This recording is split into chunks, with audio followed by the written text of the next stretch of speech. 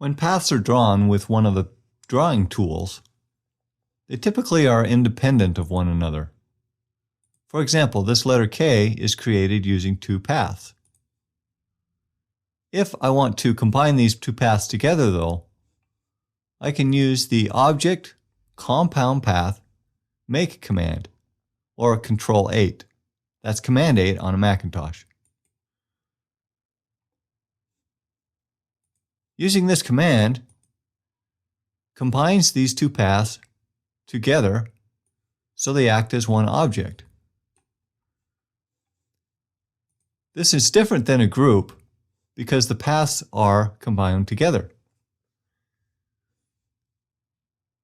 If you want to get back to the original paths, then you use the Compound Path Release command.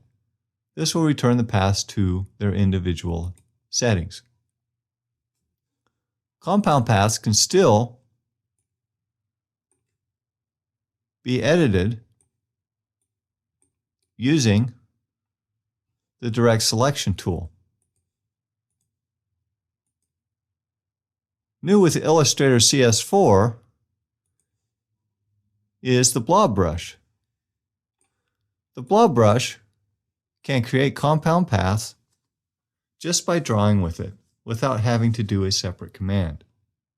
You can find more information on using the Blob Brush in another video.